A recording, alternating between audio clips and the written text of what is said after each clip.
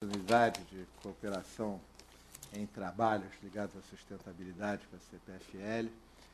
Fico um pouco, não direi envergonhado com o currículo, mas eu lembro sempre de uma observação num ensaio que um grande amigo meu, o professor Leandro Conda, filósofo, fez, que se alguém quer mostrar quem é, não devia nunca entregar o currículo vitae. Que o currículo vitae é uma seleção editada do que deu certo. Então, se você quer mostrar quem você é, você devia entregar o currículo mortis. Eu tentei isso, me estabaquei todo, não foi nada do que eu pensei, etc. E tal.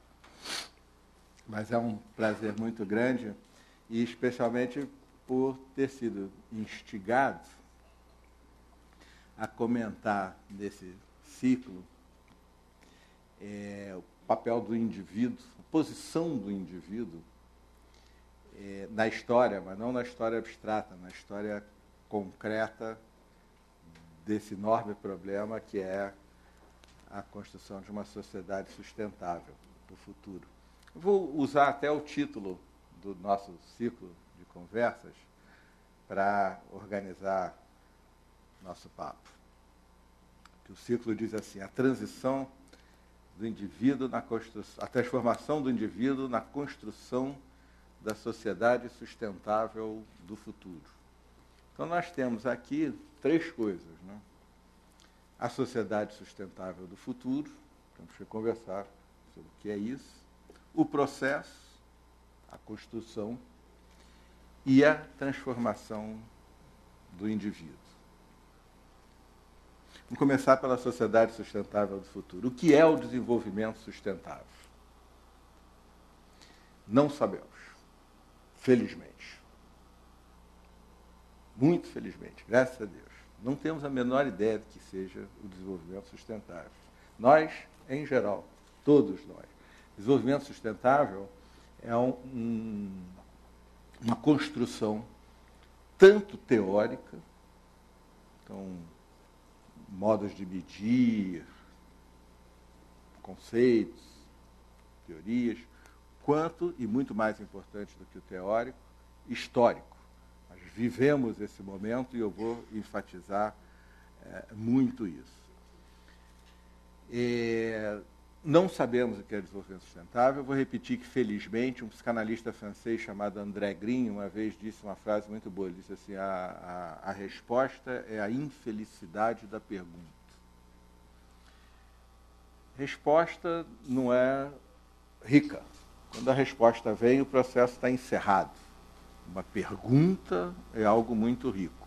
Nesse sentido, somos todos muito abençoados, porque nós vivemos numa época da história que, mais do que ter uma pergunta, tem a pergunta. O que é o desenvolvimento sustentável?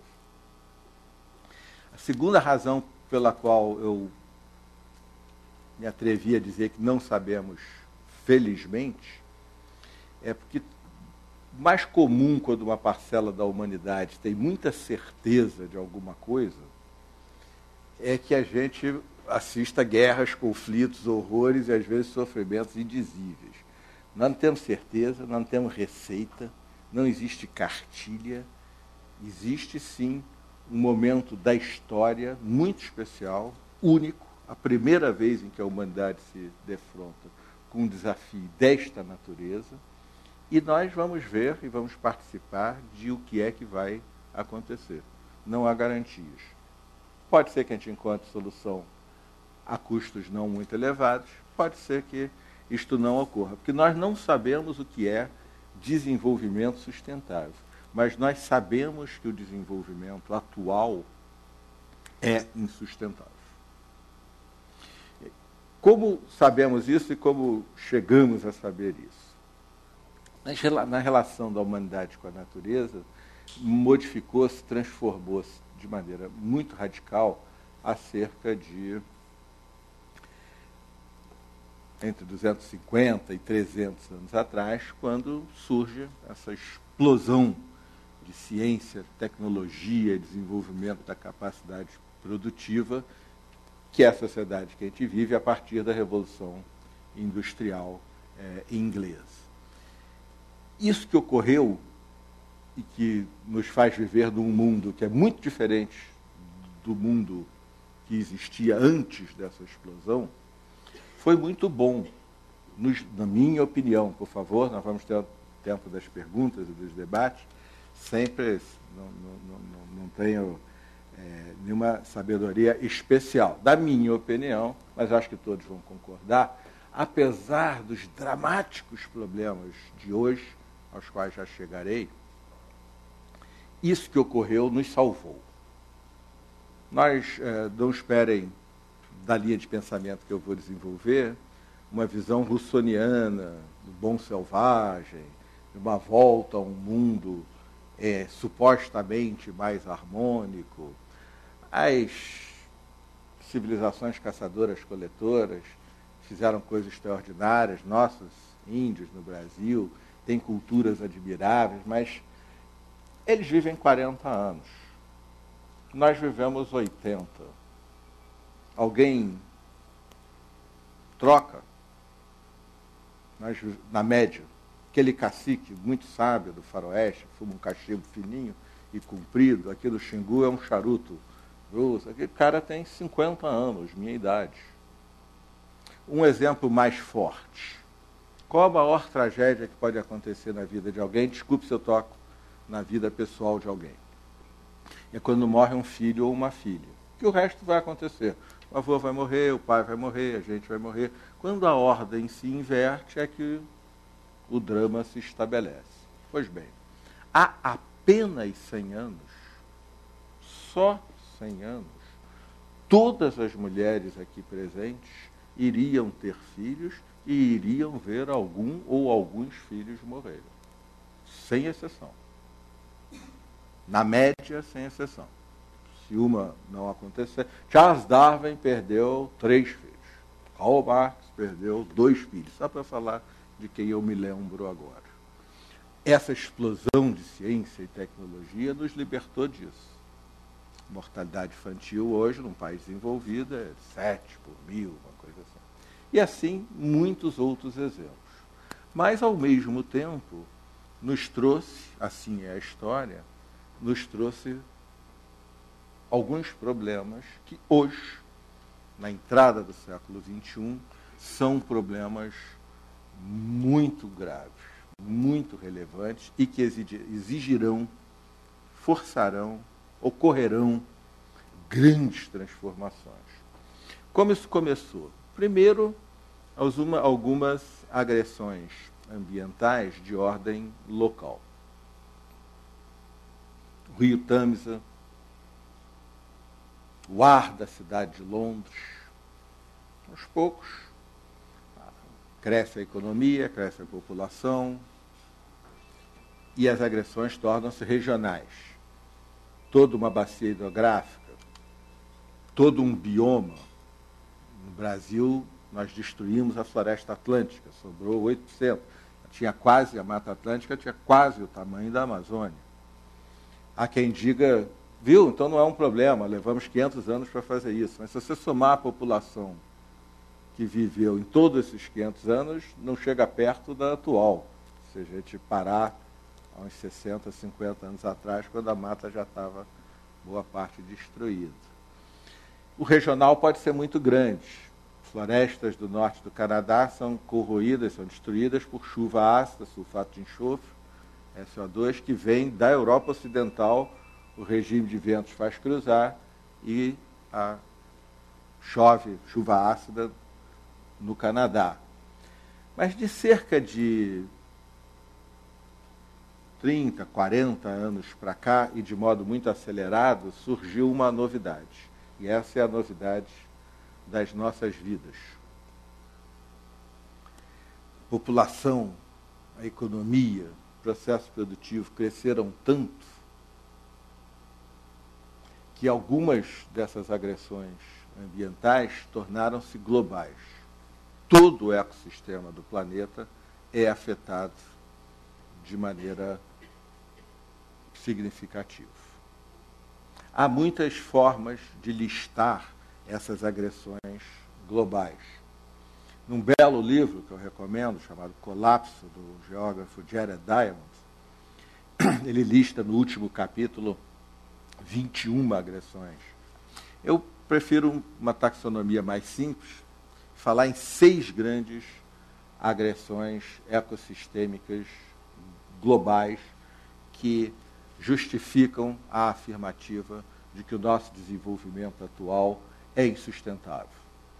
Neste rumo, neste caminho, não chegaremos a bom porto.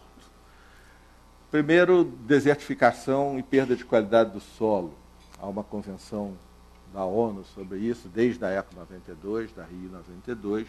Desertos se ampliam no mundo inteiro, solos são corroídos pelos mais variados fatores. É um problema. É um problema muito especial na África subsaariana, mas é um problema em geral. O termo técnico dos cientistas de mudança climática para os cenários no Mediterrâneo é saarização. No Brasil, dentre as projeções mais seguras que existem em ciência da mudança climática, está de que o semiárido deixará de existir. Nós passaremos a ter um deserto, e não um semideserto. O semiárido será árido. Também no extremo sul temos problemas. 2, a degradação dos oceanos. Há apenas 20, 15 anos atrás, biólogos marinhos, oceanógrafos, responderiam à ideia de que os oceanos têm um problema, dizendo, os oceanos não, os oceanos são grandes demais. A gente vai poluir áreas costeiras, o Mediterrâneo está sujo, mas os oceanos não. Hoje o termo técnico é esse que eu utilizei, a degradação dos oceanos, porque o mesmo gás que é um principal vilão do aquecimento global, que a gente vai falar daqui a pouco, é também responsável por tornar o conjunto dos oceanos, das águas dos oceanos, mais ácidas, com gravíssimos prejuízos à vida marinha e muita ignorância da nossa parte sobre o que poderá acontecer. Mas todo mundo aqui, ou num clube, ou num condomínio, ou em casa, sabe a dificuldade que é para manter o pH da piscina. A gente gasta dinheiro nisso. Deu uma bobeadinha, vira. O que eu estou dizendo é apenas de que as águas dos oceanos, Pacífico, Atlântico, Antártico, Índico, estão se tornando mais ácidas, estão tendo seu pH alterado. Isso já é perceptível até no exoesqueleto de animais marinhos, como conchas e outros. Terceira grande agressão global, o buraco da camada de ozônio. Felizmente sob controle, porque havia uma solução tecnológica relativamente trivial. Então, em 1900, o problema foi descoberto. Quem quisesse assustar, o problema era grave. O excesso ultravioleta é filtrado na medida exata. Um pouco menos, nós teríamos graves dificuldades, tanto nos ossos quanto no sistema imunológico. Aliás, a ciência mais recente, isso tem nada a ver com a palestra, mas não custa falar, recomenda fortissimamente 10 minutos de sol por dia. Hein? Pode ser só no braço do lado de fora do carro, não importa. A pele produz vitamina D se ela pega sol. E não é possível toda a quantidade de vitamina D que está aparecendo pela ciência mais recente como recomendável apenas com alimentação, mesmo que rica, mesmo que suplementos vitamínicos. Fecha a parênteses. É só 10 minutinhos, ninguém precisa torrar no sol, pegar câncer de pele, etc. Mas um pouco mais de ultravioleta degrada o nosso software, o DNA. E toda a vida, portanto, sofreria uma ameaça.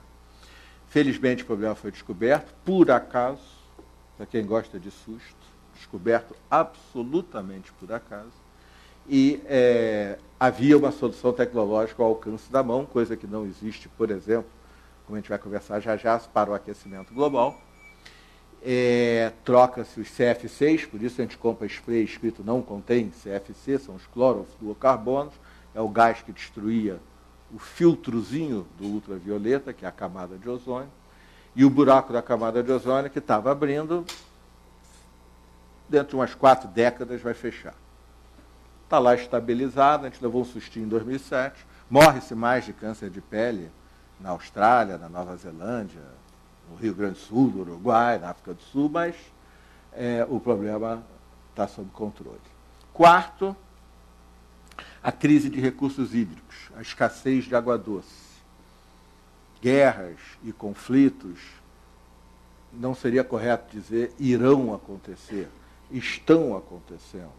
Genocídios, Ruanda, crise ambiental, Sudão, água na África subsaariana, conflito Israel-Palestina, bem mais relevante do que o túmulo de algum patriarca.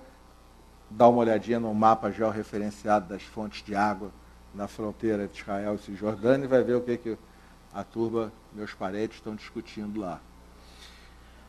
A escassez, a água está colocada sob pressão tanto pelo lado da oferta quanto pelo lado da demanda.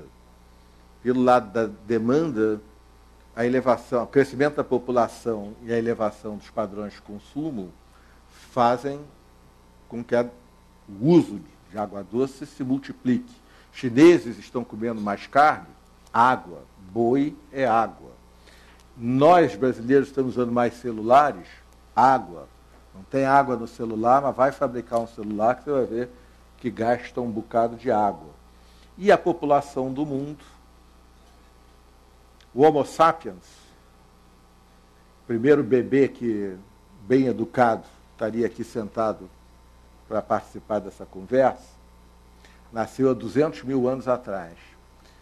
199.950 anos de Homo sapiens, 2 bilhões de pessoas. Os 50 aninhos que eu tenho de vida, 53, 6 bilhões de pessoas e vamos a 9. Ficou clara a escala do problema? 200 mil anos chegou a 2 bilhões. Em 50 anos, 6 e iremos a 9. Mas o problema não é exatamente só que somos muitos, 6 bilhões e vamos ser 9 ou mais. É que o impacto ambiental, o consumo de água, o uso dos serviços ambientais de cada um de nós é gigantesco e cresce junto com o consumo.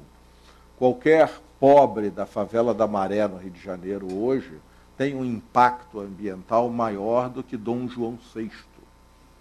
Qualquer pobre da periferia de Moscou tem um impacto ambiental maior do que o czar. Ele toma banho de água quente, ele se locomove em carro, em ônibus, ou, usa energia elétrica o tempo todo e assim por diante. Então nós somos 6 bilhões e pressionando.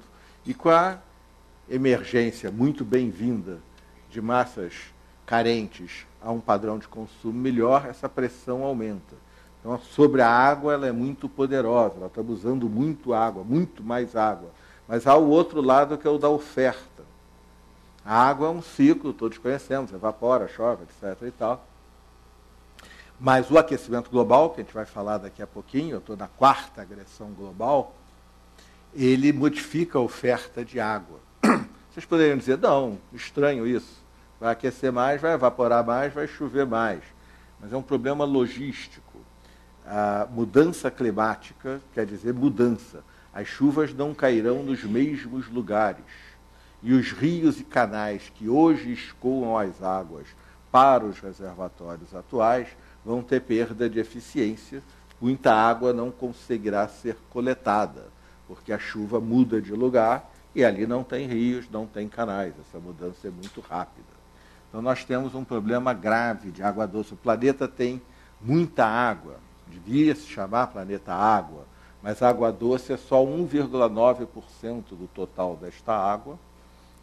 Nós sabemos transformar a água salgada em água doce, mas gasta-se uma quantidade de energia, é caríssimo. Então, temos um problema. A 5ª agressão global é a extinção das espécies, é a crise de biodiversidade.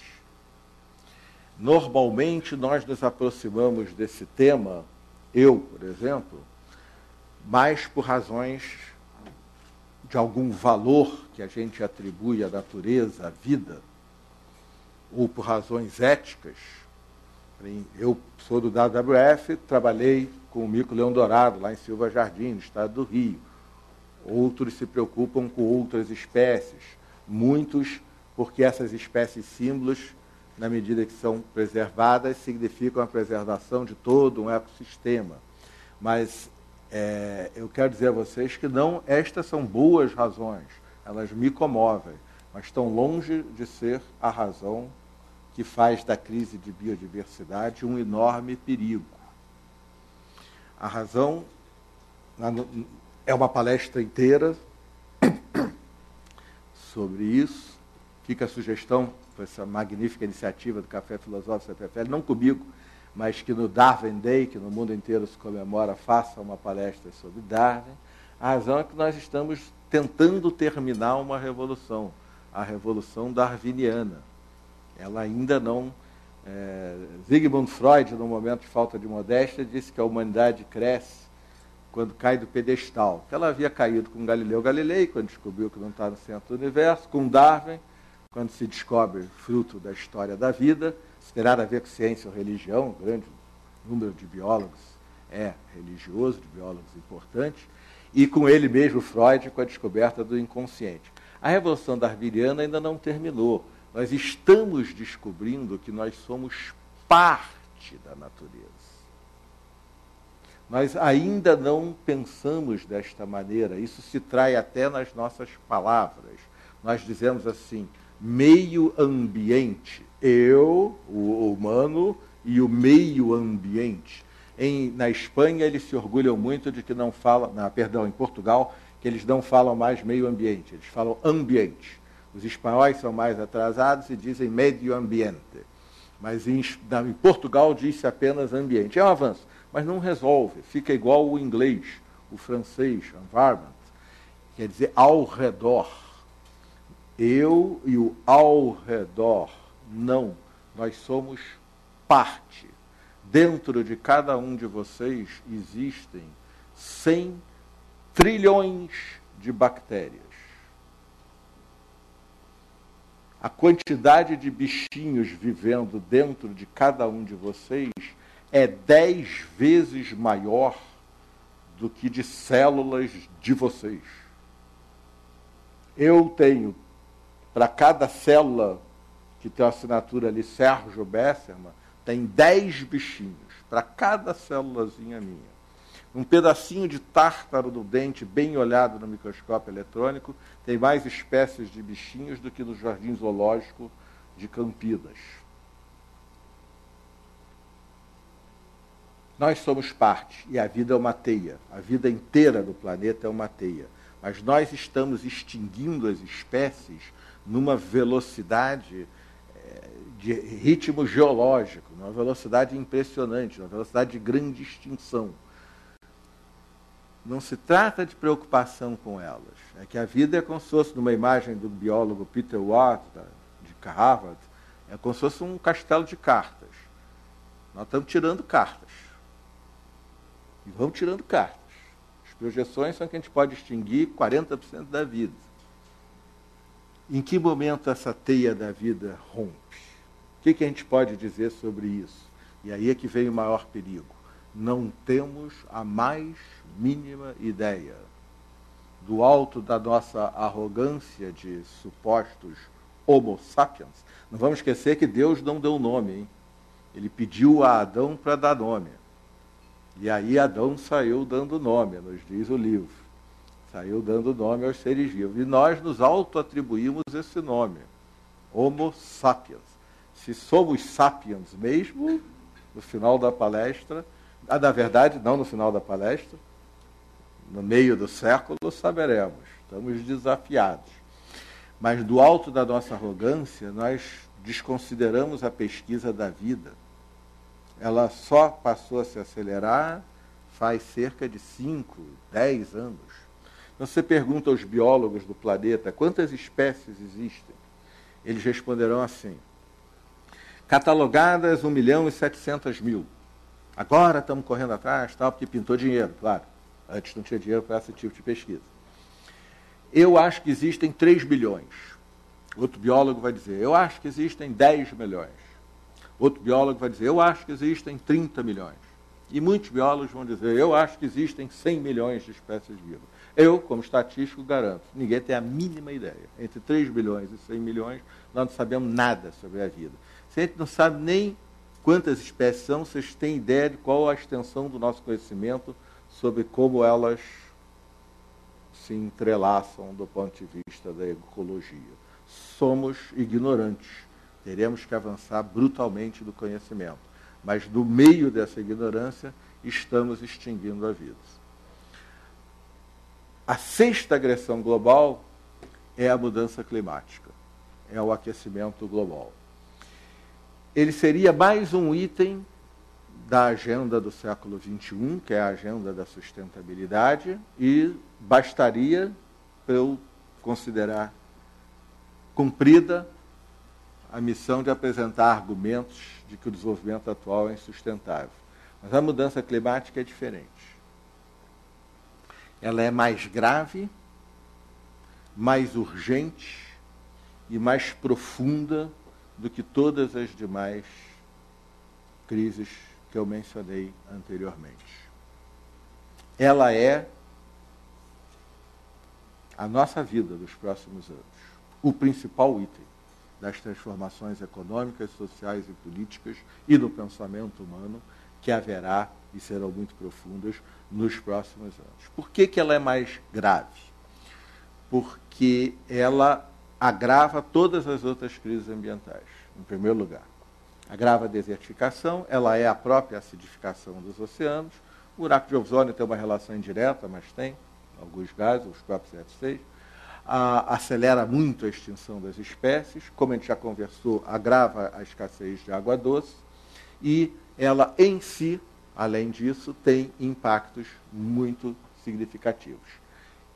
Eventos climáticos extremos se tornarão muito mais frequentes. São Paulo e Rio de Janeiro são ótimos exemplos. Tá? As chuvas de São Paulo e a enchente do Rio foram causadas pelo aquecimento global? Não sabemos. Só podemos dizer que o aquecimento global tornou um pouquinho mais grave. Não tivesse tão quente o planeta, seria um pouco menos intenso. Nós não sabemos. 46 anos atrás choveu igual no Rio de Janeiro. 44 anos atrás. 47 anos atrás choveu igual em São Paulo. Mas uma coisa nós sabemos por conta da ciência da mudança climática, e sabemos bem. Não vai levar 44 anos para chover do mesmo jeito no Rio de Janeiro. Vai chover logo, igual. E também em São Paulo, e também em Campinas. Eventos climáticos extremos tendem, por razões que a gente pode conversar, a se tornar muito mais frequentes e, muitas vezes, mais intensos também. Número 1, agrava as crises ambientais, eventos climáticos extremos. A elevação do nível do mar em si é o maior de todos os problemas da mudança climática, na minha opinião. Aqui também em Campinas estamos um pouco longe desse problema, mas é o que mais destrói a infraestrutura, prejudica a produtividade agrícola, o aquecimento global de maneira significativa também, e vai por aí afora haverá várias conversas sobre mudança climática. A CPFL é uma empresa ativa, até porque sua própria estratégia está fortemente relacionada à compreensão dessas transformações que vêm por aí. Então, ela é muito grave. Em segundo lugar, é muito profunda, porque, diferentemente da questão do buraco da camada de ozônio, não há uma solução tecnológica trivial. Tudo o que a gente faz aquece o planeta. Eu estou aquecendo o planeta muito agora. Eu vim de avião, eu peguei um carro para ir para o hotel, eu vim de carro para cá, o ar-condicionado está ligado, as luzes estão ligadas, etc. Todos aqui estamos aquecendo o planeta. Tudo o que a gente faz aquece o planeta. E, portanto, para resolver um problema grave, profundo e urgente, que eu não expliquei, mas vou explicar em seguida, com 6 bilhões de pessoas aquecendo o planeta, mas não são 6, é 1,5 bilhão. Os outros 4,5 bilhões querendo muito aquecer o planeta. E tendo todo direito a isso. É absolutamente legítimo. Querendo ter carro, querendo ter freezer, querendo ter ar-condicionado, querendo ter computador, querendo viajar de avião. Então, 1,5 bilhão aquecendo muito. 4,5 bilhões querendo muito aquecer o planeta e com todo direito a isso. Como é que nós vamos fazer? Vamos chegar para o companheiro da periferia de São Paulo, do Complexo Alemão do Rio, para o chinês pobre, para o indiano, dizer, companheiro, não deu. Parecia que esses anos aí estava até parecendo que ia dar, mas surgiu um problema de aquecimento, você fica frio, eu continuo aquecendo, mais uns 30, 40 anos, com um pouco de sorte. Não tem cabimento, isso não será desse jeito, não poderá ser desse jeito. Não só por razões éticas, mas que o mundo hoje é um mundo muito diferente. Estamos todos conectados.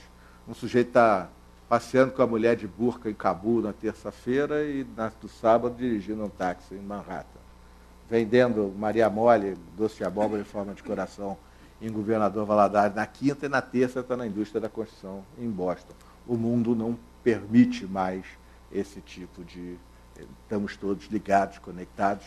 Silvio Meira virá aqui na próxima momento dessa conversa, vai falar muito sobre isso. O impacto na política, que essa solução é impossível.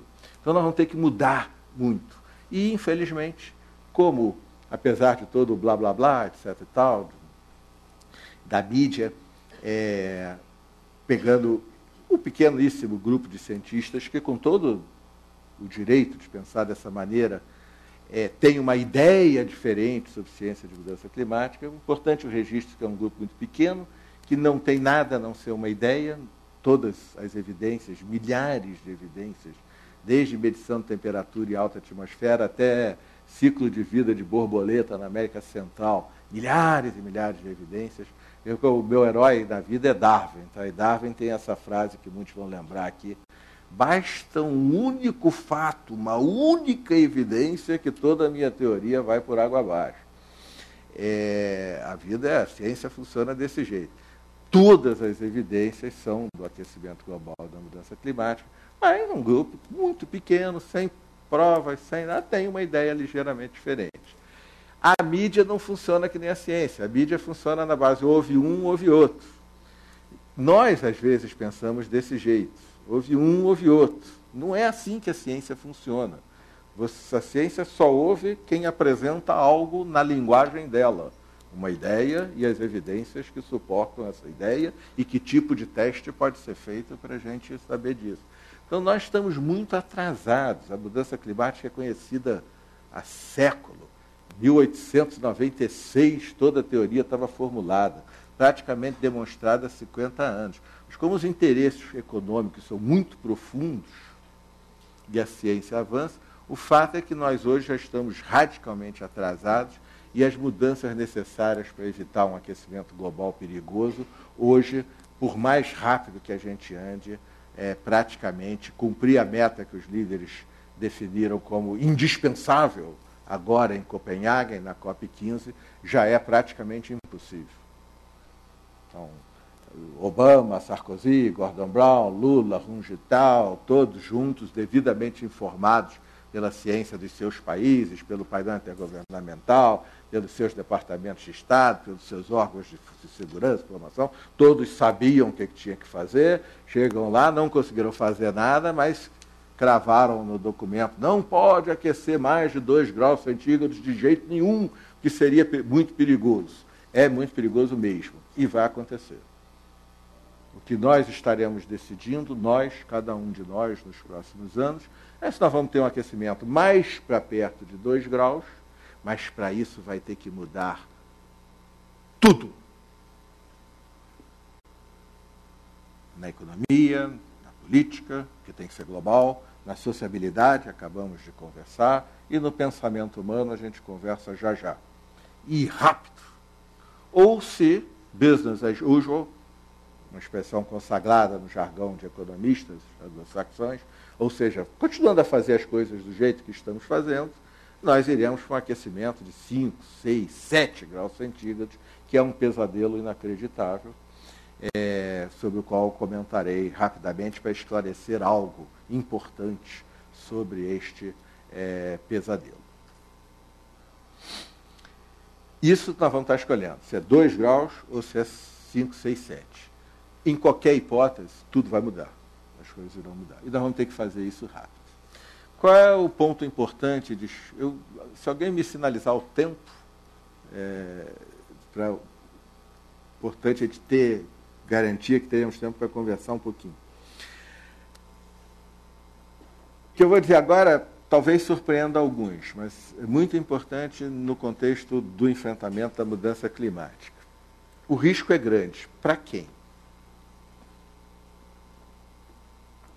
Quem está sob risco? A quem um arcanjo venderia uma pólice de seguro? Normalmente a gente pensa que é a natureza do planeta. Então, queria começar, e aí a gente volta para o século XX, do qual nos despedimos, estamos nos preparando para nos despedirmos da primeira década do século seguinte. A gente volta para o século XX e pensa em termos de meio ambiente, de um lado, desenvolvimento do outro. Preservação de um lado, desenvolvimento do outro. Isso acabou. Isso é século XX. E vamos começar por esclarecer este ponto. Se há alguém que não está sob risco nenhum, ameaça nenhuma, é a natureza do planeta. A humanidade não pode fazer mal à natureza do planeta. Ela não tem poder para isso. Nem agora, nem jamais terá. Nós temos a ilusão de que nós temos esse poder, por arrogância.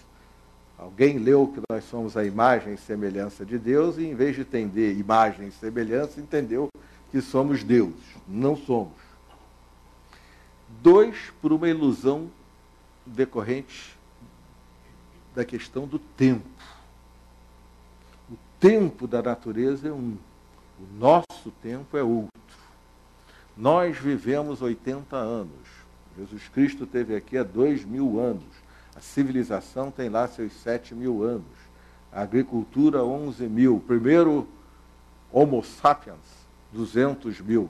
Biólogos moleculares, vamos dizer, 150.000. Paleontólogos, 250. A gente pega aí pelos 200. A natureza, a vida está no planeta há 3 bilhões e 600 milhões de anos. A vida pluricelular, essa maravilhosa biodiversidade que amamos tanto, ela está aqui há 650, agora a ciência está até empurrando mais para perto de 700 milhões de anos. Se a gente pegar só a vida pluricelular e projetar num relógio de 24 horas, nós, os humanos, chegamos aqui nos últimos segundinhos. Nas 23 horas, 59 minutos e muitos segundos anteriores, o planeta já passou por problemas incomensuravelmente maiores do que qualquer coisa que a humanidade possa sonhar um dia em fazer. É desse jeito que nós damos nome às eras geológicas. Paleozoico, quer dizer, era da vida antiga. Acabou, catástrofe, apocalipse. A humanidade não teria a menor probabilidade de sobreviver. 90% das espécies terrestres se extinguiram. Aí veio o Mesozoico, era da vida média. Acabou, catástrofe, apocalipse, essa até a gente conhece bem. Veio o Cenozoico, quer dizer, era da vida recente. Nós estamos aqui na última camadinha do Cenozoico. No tempo da natureza, ela está se lixando para nós.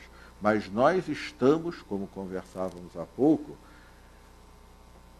estragando, digamos assim, ou agredindo severamente a natureza do nosso tempo. A nossa capacidade, a capacidade humana de modificar a paisagem, já é de tal ordem que está se consagrando na ciência o termo antropoceno para dar nome à atual era geológica. Então, nós estamos agredindo, sim, a natureza, estamos destruindo ela do nosso tempo. Se a gente continuar, nós não vamos fazer isso. Espera. O desenvolvimento terá que se tornar sustentável. E se a gente continuar, digamos, enlouquecemos, vamos em frente, o máximo que pode acontecer é chegar um momento em que, para nós, as coisas ficarão muito difíceis. Nós estamos no topo. Nós dependemos da vida. Eu amo Jornada nas Estrelas, tá? Se me teletransportarem daqui para lá, sem levar os meus 100 trilhões de bactérias, eu vou morrer na mesma hora. Então nós somos parte. Se a gente estragar muito essa vida, a natureza se livra de nós.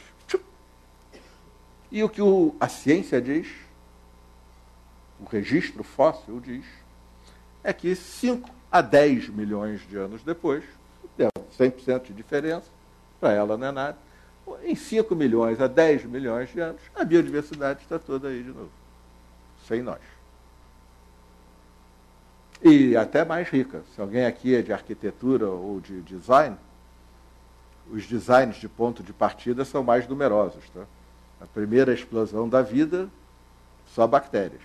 Na segunda, sempre sobra um trilobite ali, uma barata colar, um besouro, sempre só besouro, tem 10 mil besouros. Aí a vida explode e ocupa todos os nichos ecológicos de novo, suas miríades de formas, a partir de mais designs, mais variada ainda. Então, a natureza não tem um problema. A humanidade tem um problema como um todo? Tem. É arriscado. Não há nenhum, não é o apocalipse, não é a catástrofe total. É uma grande catástrofe para os pobres. É o mesmo problema de sempre. Quem são os mais vulneráveis? Os pobres. Quem tem menos recursos para se defender? Os pobres. Quem é que tem que ir morar em encosta do Rio de Janeiro, perigosa? Os pobres. Calha de Rio, por aqui. Tá? Eles, no mundo inteiro, estão numa posição de maior vulnerabilidade e sofrerão mais fortemente os impactos. Todos seremos fortemente impactados. Mas até aqui nós estamos falando de ser burro. Custo, perda de infraestrutura, perda de vidas, de sermos injustos. Os pobres sofrerão mais. Mas existe um risco adicional que diz respeito à nossa ignorância. Nós não sabemos o que acontece com a extinção da vida nessa proporção, mas o aquecimento global garante que ela vai acontecer. No solo congelado da Sibéria, chamado permafrost, há uma quantidade de metano, que é um gás muito poderoso de efeito estufa, de aquecimento global, que é muito maior que tudo que a gente já emitiu. Se ele for liberado, danou-se, esquece. Aqui o planeta está aquecendo, o solo congelado da Sibéria está aquecendo. A que velocidade será liberado esse metano? Não sabemos. Sabemos projetar a elevação do nível do mar, já que a maior parte da população vive em área costeira? Sabemos a parte linear. Qual é a parte linear? Os oceanos, água quente ocupa mais volume, que nem água congelada. Botar esse copo na geladeira, no congelador, ele vai quebrar, porque o gelo, se aquecer essa água com isso aqui fechadinho, ele também vai quebrar. Então, água mais quente, os oceanos se aquecem muito lentamente, o nível do mar sobe. Em segundo lugar, as geleiras derretem, o nível do mar sobe. Essa é a parte linear. Até aí a ciência dá para fazer cenários razoáveis. E a parte não linear? O gelo do Polo Sul e da Groenlândia, dentro dele há rios muito maiores que o Paraíba do Sul. Muitos rios, riachos. Há lagos maiores que a Baía da Guanabara. Isso tudo está conectado. Quando a água derrete lá em cima, porque está mais quente, ela se infiltra. Lubrifica onde o gelo encontra com o solo. Isso aumenta a velocidade com que o manto de gelo vai entrar na água? Não sabemos. Acho que sim. A ciência está achando que sim. Aí a elevação do nível do mar é muito mais alta do que a que está prevista, mas não sabemos ainda. O gelo vai entrando na água e vai nevando mais no miolão do Polo Sul, idem na Groenlândia. Isso é o processo normal. Mas quando ele entra na água, ele encontra gelo, água congelada. Então ele encontra resistência.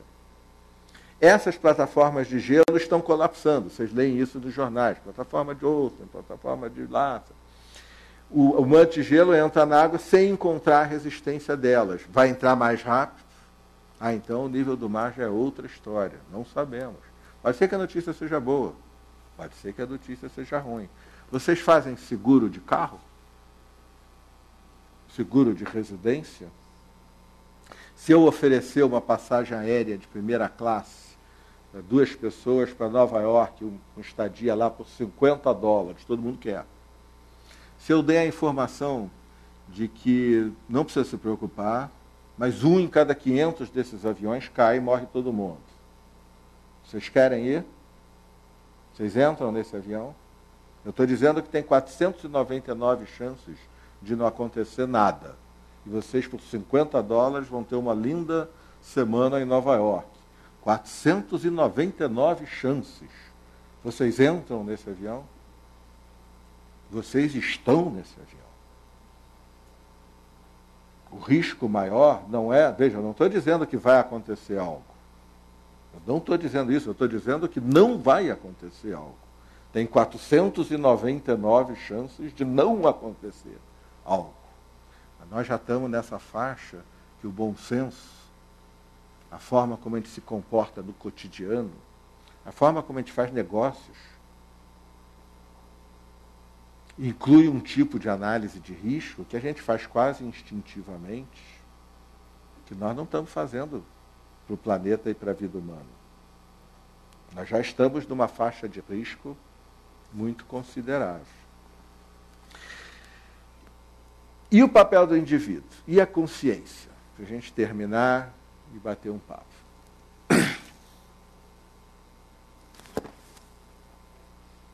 Bom, a parte prática não é tão complicada. O que é importante de fazer? Se conectar com a história e valorizar conhecimento. O resto é consequência.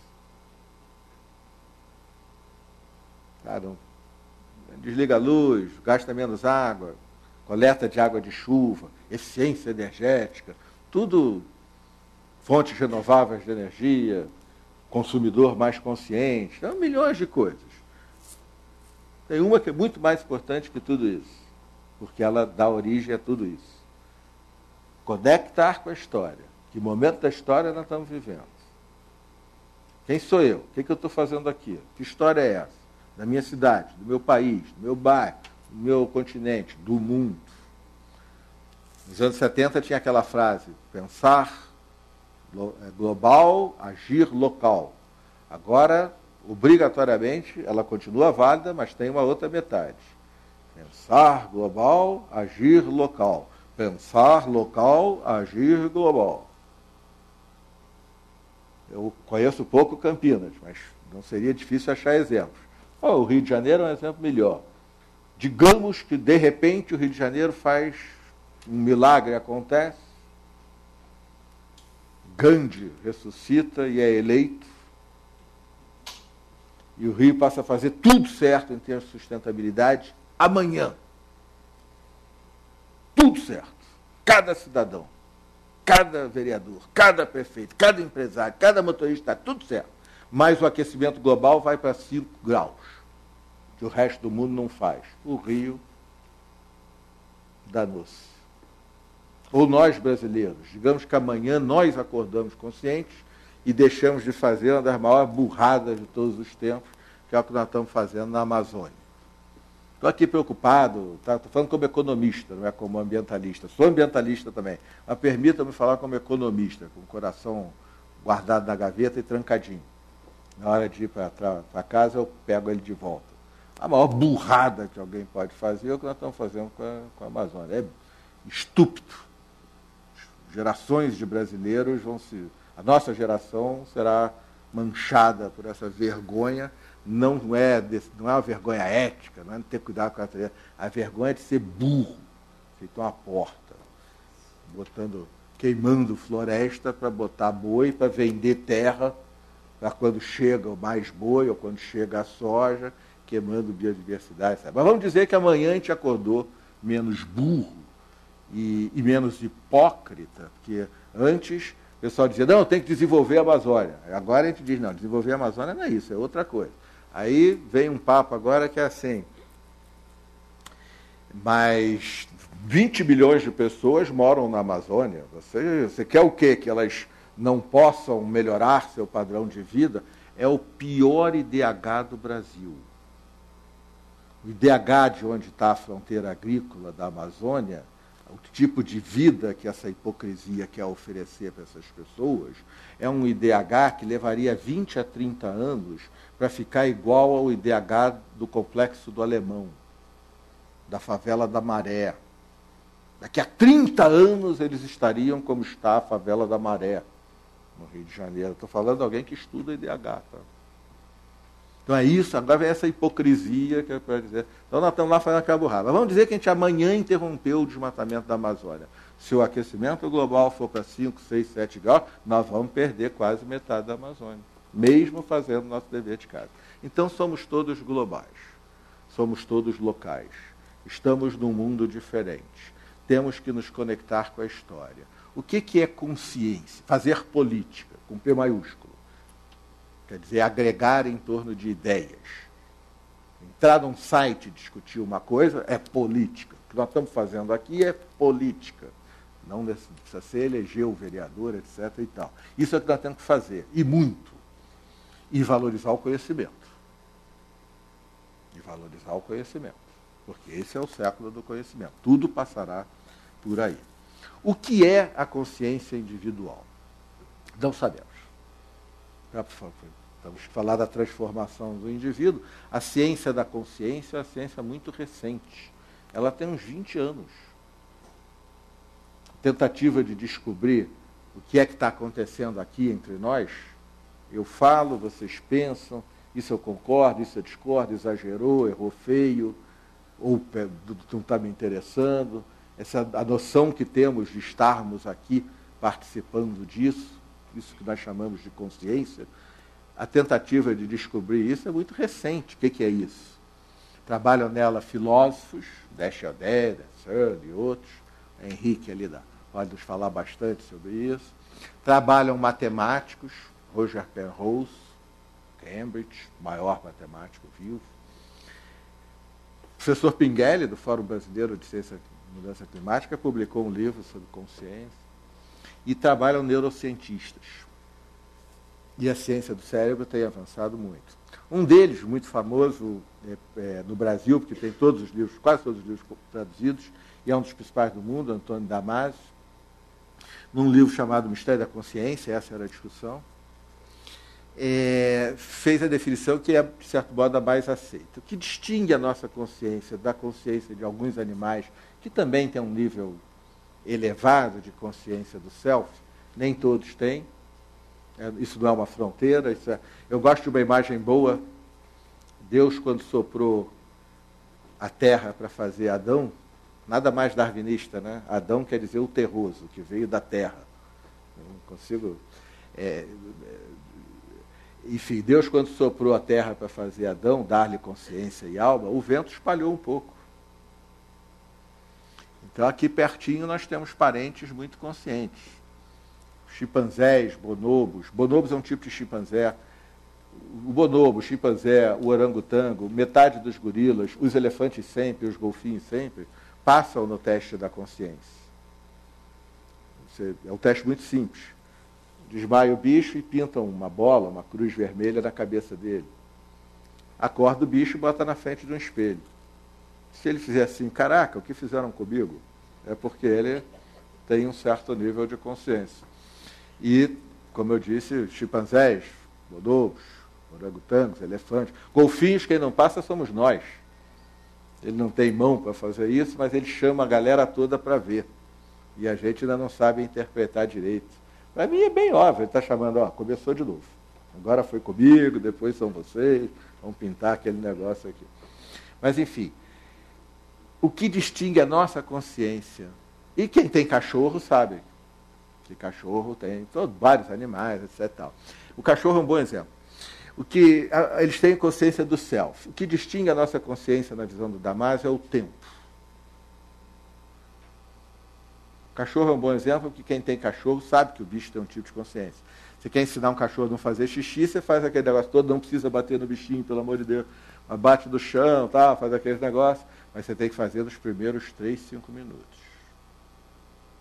Se você tentar, a mente dele, 10 minutos depois, ele não liga o xixi com o que está acontecendo. E o Damasio diz, a consciência humana se distingue porque ela só existe no contexto de uma determinada compreensão da história, não precisa nem ser verdadeira, nem a história no sentido de ciência social. Os mitos, a história da família, a visão que cada um de nós tem, e de uma perspectiva de futuro.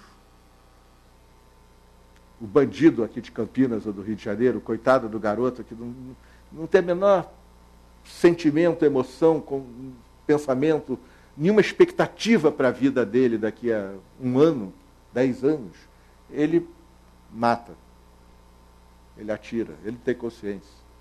Consciência do tempo, ligada aos sonhos, ao investimento no futuro e na compreensão da história, porque tudo é história.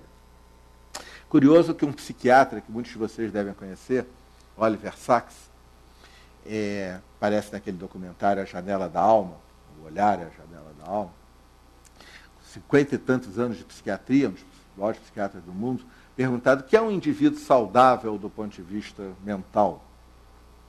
Com 50, quase 60 anos de psiquiatria nas costas, 50 e tantos anos, saudável, tá? Ele não disse normal, porque de perto ninguém é normal, graças a Deus, já dizia Caetano. Mas ele disse assim, o indivíduo saudável, a única coisa que eu posso dizer é que o indivíduo saudável do ponto de vista mental é alguém que se entende em função de uma história. E se pensa em decorrência de um futuro. Não precisa ser uma história verdadeira e o futuro nunca vai acontecer do jeito que a gente planeja. Mas é curioso essa... Então, consciência é isso. Bom, vamos terminar, vamos extrapolar para a consciência da espécie. O Homo sapiens, a espécie, a humanidade, nós somos a espécie cultural, nós somos a espécie social, a civilização, ela tem que ampliar sua consciência. E isso significa ampliar a consciência no tempo. Nós não nos preocupamos com o futuro. Quando a gente se preocupa, é assim, Hitler queria 1000 anos de Reich, poder. Sérgio Mota e Zé Dirceu, 20 anos de poder. Para quê? Nunca ninguém sabe. Mas agora mudou. O que vai ocorrer com nossos filhos, com os filhos dos nossos filhos, depende do que nós vamos fazer. O mar vai subir nos próximos 500 anos, nem que a humanidade seja extirpada por Deus amanhã, porque os oceanos se aquecem muito lentamente. Então, se amanhã Deus acordar e deu errado, tira, o mar vai continuar. Então, nós temos que ter uma perspectiva de futuro completamente diferente. Somos capazes? Isso não é só ciência e mente racional. Isso envolve outras coisas ainda mais profundas. Amor ao próximo. O que vai nascer é próximo? O cara que vai nascer daqui a 50 anos, eu devo me preocupar com ele? Isso me interessa? As mães saberão a resposta delas. Claro, são meus filhos, são meus netos. A humanidade saberá a resposta? Nunca fez isso. A nossa consciência, isso que nós somos, supostamente Homo sapiens sapiens é o nosso nome. Nós seremos sapiens sapiens fazendo hoje. Os políticos vão gastar dinheiro hoje para prevenir as inundações e a elevação do nível do mar daqui a 30, 50 anos. Não é que eles não vão estar disputando eleições, não vão estar vivos. Eles vão gastar o dinheiro. Só vão gastar se a gente obrigar. Do Obama ao prefeito daqui do lado. Isto vai acontecer, a humanidade vai dar este passo. Nós conseguiremos fazer isso agora e fazer não nas cidades, mas em todas as cidades, no globo, contrariar interesses estabelecidos em nome de uma visão de futuro. Os chineses têm uma maldição, para encerrar. Eles dizem assim, que vocês vivam tempos interessantes. Está garantido. Muito obrigado.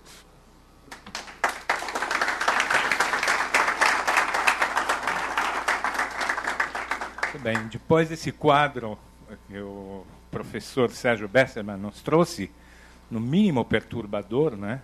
Eu acho que agora nós estamos prontos para abrir para o debate com a plateia sobre esse indivíduo, né? Nessa época de transição, digamos, né? Indivíduo é consumidor também, né? Então, levantem a mão se vocês têm alguma pergunta a fazer e Cláudia vos atenderá na ordem.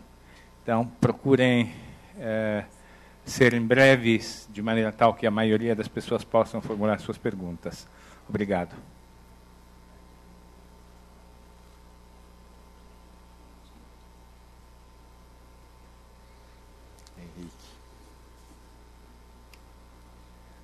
Sérgio, parabéns pela palestra, brilhante como sempre. Acho que você trouxe o tema para a perspectiva da humanidade, que dificilmente ele é tratado assim. Eu vou fazer uma pergunta bem prosaica, perto de uma dimensão tão grandiosa como que você colocou, tentando trazer um pouco a discussão para as instituições. Então a gente tem aí com essa sexta agressão, as mudanças climáticas, a necessidade de repensar modo de produção, que as pessoas vêm chamando de nova economia, economia verde, economia de baixo carbono. E as instituições vão se movendo lentamente nessa direção, né?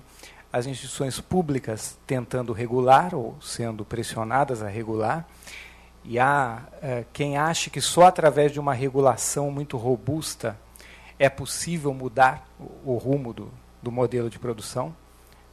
Grandes consultorias têm pensado assim, mas essa regulação local esbarra num multilateralismo lento que decide por unanimidade, por uma geopolítica intrincada. Outros pensam que é o setor produtivo, os empreendedores que já saíram na frente porque sentem que, junto com o risco, há oportunidades em um novo modelo de produção, mas aí isso esbarra na competitividade. Eu mudo o meu modo de produção, tenho mais custos, fico mais lento, meu vizinho não muda. Como é que você vê essa articulação tão complexa de interesses públicos e privados, aonde eles se encontram e em que velocidade você acredita que isso vá ter um encaminhamento? Obrigado. Obrigado, Henrique.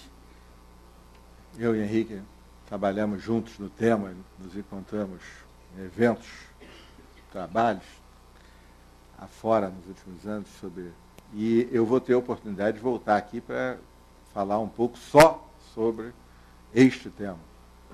Transição para a economia de baixo teor de carbono, a mudança para enfrentar o aquecimento global. Mas a pergunta dele é chave, ela é no ponto. Nós sabemos que vamos ter que mudar, mas a construção de como mudar, conferência que houve em Copenhague, que valor vai ter, que preço eu vou cobrar para que as pessoas parem de emitir gases de efeito estufa. Quanto isso vai custar? Que preço? Como é que eu vou botar isso no preço das mercadorias? Porque o consumo consciente é muito importante, ele põe a roda em movimento. Mas ele não resolve, nunca, não vai resolver. O que resolve é botar o preço nas coisas. Tá? Para não falar de teoria, deixa eu dar um exemplo para não ser demagogo também. Vocês aqui moram muito em casa, eu moro em prédio. Alguém mora em prédio aqui? Quando falta água, eu moro no morrinho e falta água. Aí o porteiro liga assim, olha, quebrou a bomba lá da Siqueira Campos, Copacabana e tal, o síndico está avisando que vai faltar água, pediu para economizar, vão abrir de 7 às 9, depois nós vamos abrir de 7 às 9 da noite, pediu para todo mundo economizar, senão não vai ter. Aí o que a gente faz? Mostrar a importância da pergunta aí. A gente diz sim, claro. Aí desliga. Aí a gente enche a banheira, o tanque, a pia da cozinha, baldes e mais baldes, descola umas panelas grandes que aparecem não sei onde. Hein? Dá a sorte, conserta uma bomba, Sabesp, você dá lá no Rio. Aí chega meio-dia, está entrando água, voltou. Obrigado. Aí todo mundo joga. Põe o hidrômetro na porta do meu apartamento e pergunta se eu vou fazer a mesma coisa. Isso é racional, essa é a teoria dos jogos. Então a questão do Henrique é isso, quer dizer, o mercado sozinho não vai botar esse preço. O mercado é uma coisa extraordinária. O mercado é que gera essa explosão de ciência e tecnologia aplicada, porque ele é darwiniano, todo mundo lá tem uns caras, todo mundo querendo ter uma ideia, ganhar dinheiro, etc, tal, empreendedor, isso é uma maravilha. Mas vamos precisar muito disso. Vamos saber mais receitas. Eu me pelo de medo, e falo aqui um sujeito de esquerda, e ser de esquerda não é certo nem errado, não, é só o que eu sou, senão minha mãe me leva pela orelha, etc. Tal. Mas nós vamos precisar de mais do mercado, porque nós não temos. Eu me pelo de medo de um governo mundial, com uma coisa semelhante, dizendo para 9 bilhões de pessoas, vamos por aqui, não, errei, vamos por ali. Prefiro morrer queimado nas chamas do aquecimento global. Então nós vamos precisar muito de mercado, inovação, dessa confusão. Mas o mercado, que é fantástico para isso, ele tem um probleminha. Isso é a única coisa que ele sabe fazer. Ele é cego e surdo a qualquer outra coisa. Ele é bom para ganhar dinheiro. Ótimo. É isso que a gente quer. Mas ele só sabe fazer isso. Todo o resto é imposto a ele de fora. Olha, não pode escravizar crianças de menos de 8 anos. Não pode. Não pode. Está na lei. Então tá. Na Inglaterra, na França, depois no Brasil, ainda vai chegar lá na Ásia em alguns lugares. Quando você fizer a fábrica, tem que ter um relatório de impacto ambiental. Que é isso? Está maluco? Tem que ter. Está maluco? Não, tem que ter. Aí você impõe ao mercado isso. Que ele não quer saber disso. O que ele sabe fazer é, dentro da regra, tentar ganhar dinheiro. É uma espécie de Adriano que você solta desembestado na frente da área, ele vai. Não quer. Vamos precisar disso, vamos precisar desse tipo de gol. Mas nós temos que dizer a ele. Agora nós temos que dizer a ele coisas que dizem respeito ao mundo de daqui a 20, 30, 50 anos, que mudam tudo, e, portanto, quem ganha dinheiro do jeito que ganha hoje vai ter que ganhar diferente. Vai ter que ganhar dinheiro de outro jeito, fazendo outras coisas. E como a mudança é muito profunda, nós não estamos falando de meia dúzia de mudança tecnológica, estamos falando de tudo. Por isso o Henrique usou a expressão modo de produção. Por exemplo, daqui a 10 anos, vocês e eu estaremos juntos de novo. Mas eu vou estar na frente do meu computadorzinho e vocês na frente do de vocês. Eu não vou ter vindo aqui aquecer o planeta, isso vai custar caro. E vocês, se moram perto, terão vindo aqui. Mas muitos outros estarão, como muitos estão pelo site, fazendo isso. E assim tudo. O tipo de coisa que a gente veste, o tipo de coisa que a gente usa, o consumismo. Aí você diz, vai acabar o consumismo? Não, vamos consumir coisa boa. Cultura, conhecimento, entretenimento, etc. Tal. Vamos consumir menos coisa complicada. Depende das mulheres, só depende das mulheres. O mundo é todo ruim assim porque é patriarcal e machista. Mas depende das mulheres, tá? Do dia que as mulheres, finalizando a resposta, quando passar um cara lá num jipão 4 rodas, tração em 28 rodas, o que for, aí passa lá. Do outro lado, passar um sujeito com um Kindle, com Machado de Assis completo, falando a respeito. Aí elas olharem para o cara do Kindle e disserem, está tudo resolvido. Mas o quando e como, Henrique, não sabemos, você sabe disso, é uma luta, é política, é cidadania, cada um fazendo uma coisinha, é que nós vamos descobrir se nos próximos 10, 20, 30 anos isso ocorrerá. Se é mais rápido ou mais devagar, foi a pergunta precisa do Henrique, essa é a nossa vida nos próximos anos. Não sabemos. Pode ser mais rápido, pode ser mais devagar. Pode haver uma transição acelerada até 2020, ainda dá tempo. Não de fazer tudo, mas de botar a roda para girar. Ou pode que o mundo perca este momento. Infelizmente, isso significará que o aquecimento vai ser bem maior que 2 graus.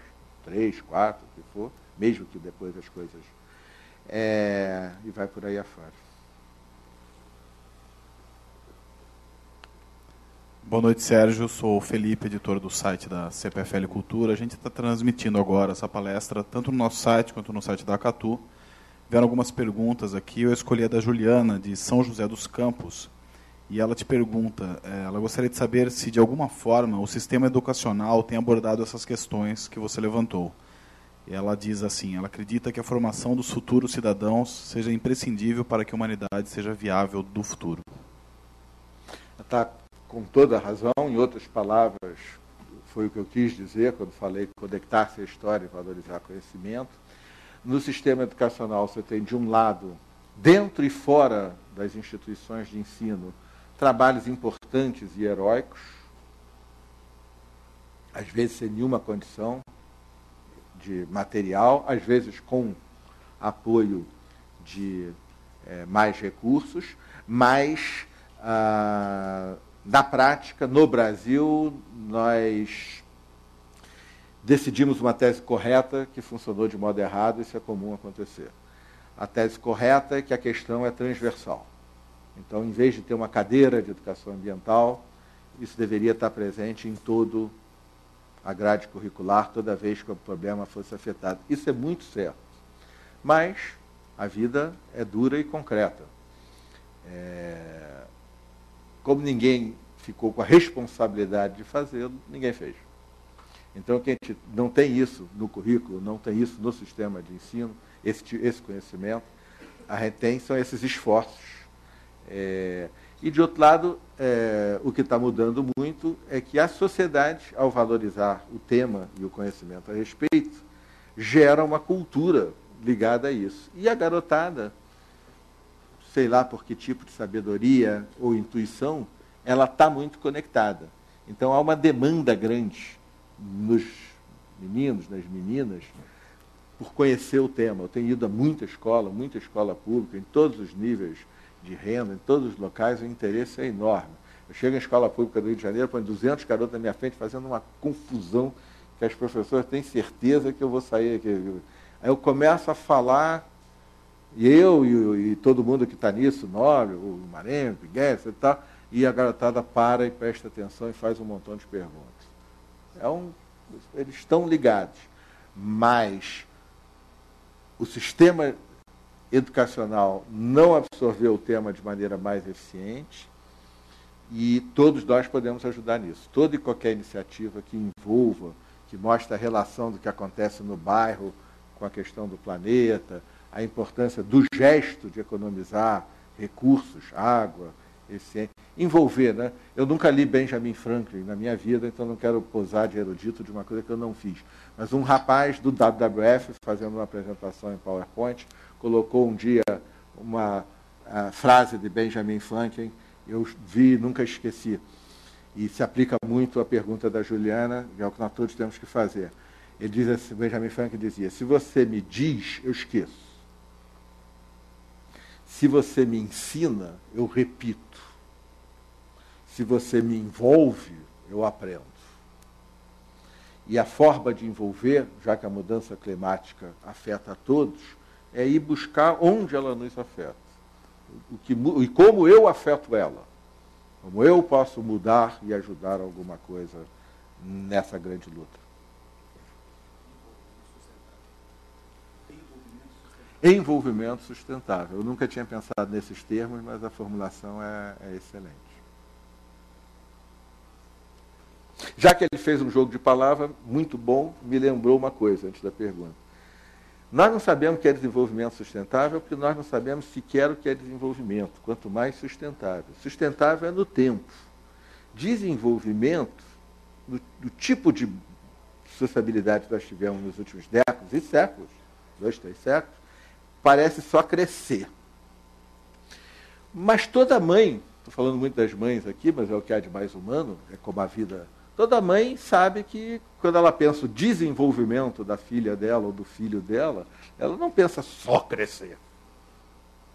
Até é bom crescer, ganhar mais dinheiro, por exemplo.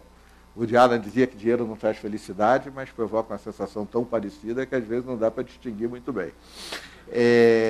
Mas as mães sabem, elas não querem só isso, elas querem algo diferente. Elas querem que a filha e o filho se desenvolvam. O que é isso? Que realize seu potencial histórico. Curiosamente, a língua tem essa sabedoria. Eu lembrei disso por causa do seu inteligente jogo de palavras. Mas vamos ver na língua, em qualquer língua. Desenvolvimento não é crescer, é desfazer o envolvimento. Desfazer o que está envolvido. Libertar o potencial de criação. Desarrodear. Desfazer o que está arrodeado. Libertar. Development, ou development.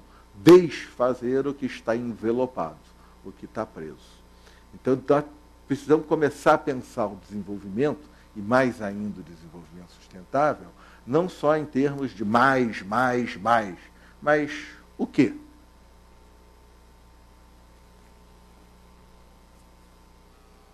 Boa noite, professor. Meu nome é Paulo. Eu queria saber do senhor sobre os recursos hídricos do Brasil. Qual o impacto social e ambiental que pode ocorrer com a transposição do Rio São Francisco? Obrigado. Bom, nós estamos num ano eleitoral e é muito importante colocar os candidatos, nossos candidatos, os candidatos oponentes, frente a questões desse tipo, concretas. O discurso vai ser bom de todos. Todos vão dizer que vão levar de Zeppelin até lá e vão trazer de Zeppelin até cá. E tem que ser confrontados com decisões. Então, o Brasil é muito bem dotado de recursos hídricos, nós temos muita água, mal distribuída. A natureza, aqui não é a desigualdade. A água, e isso é um aspecto pouco estudado, mas que eu tenho estimulado colegas economistas a levar em conta, vou usar o jargão de economista, enquanto o clima é tradable, essa o Henrique nunca ouviu, porque me ocorreu há pouco tempo. Enquanto o clima é tradable, quer dizer, tradable em linguagem de economista é uma coisa, é commodity, né? Soja, coisa que você vende e compra, então tem um preço só do mundo todo, etc. O clima se a molécula de gás carbônico ou de metano, tanto faz onde eu estou emitindo ela. Pode ser a fábrica mais moderna do Japão, ou um sujeito desmatando a Amazônia, ou cozinhando em bosta de vaca nas ruas da Nova Delhi, que dá na mesma, vai para a atmosfera e... Aliás, é tão tradable que eu vou fazer uma brincadeira.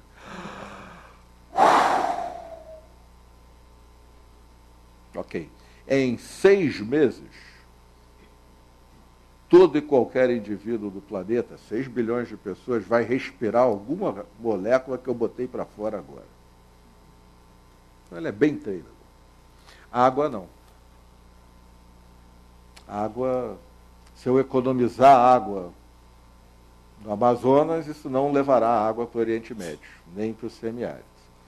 Mas nós já temos capacidade de engenharia para torná-la um pouco mais manejável, e as transposições fazem parte disso. É importante. Por exemplo, a água do Rio de Janeiro é transposta do Paraíba do Sul para o Guandu. São Paulo, que sabe que vai faltar água daqui a 20, 30 anos, começou a estudar 3 hipóteses. Uma delas também é a água do Paraíba do Sul. E a minha turma lá do Rio, bom, eu avisei, já pulou. Que é isso? Não pode. Então, eu espero que a gente evolua, inclusive, do modelo de concessão apenas de geração de energia elétrica para que o poder público faça a concessão da gestão da bacia inteira. Sobre a transposição do Rio São Francisco. Eu não tenho segurança técnica final suficientemente robusta para dizer sim ou não transposição do São Francisco agora. A minha posição concreta seria não fazer agora, em função da necessidade de muitos estudos que não foram desenvolvidos, número 1. Se esses estudos respondessem que a obra é viável com sustentabilidade, eu estaria mais aberto. Número 2, esse também é o tempo que o poder público necessitaria para, dada a sua baixíssima credibilidade nesse tipo de promessa, e em outras também, quando ele é colocado, no caso da transposição, frente à seguinte questão. Tudo bem, vamos transpor, mas mais importante ainda que transpor, para levar água para lá, é a revitalização, para que tenha água, é o plantio na fonte, a revitalização da mata toda ao redor, o máximo possível, e especialmente das cabeceiras do rio. Quando ele é confrontado com isso, o poder público diz que vai levar de Zeppelin para lá e trazer de volta de Zeppelin para cá. Ou seja, ele diz, eu vou fazer. Nem os números estão sugerindo isso. Gastou-se mais em consultoria de projetos, 7 vezes mais do que em revitalização do Rio, até agora, só na consultoria. Nem o poder público, independente de quem seja o governante, tem essa credibilidade do Brasil. Ele nunca fez. Prometeu e nunca fez. Então, a minha posição política sobre esse tema é: eu não veto, não conheço o suficiente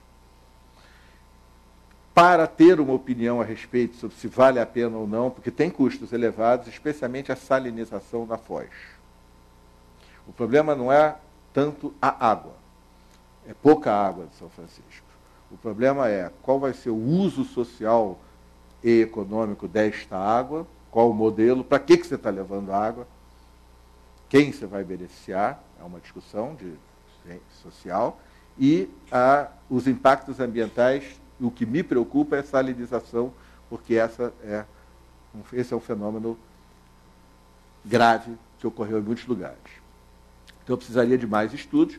Com esses estudos, eu teria uma posição de dizer não ou sim. Admito que ela poderia ser sim.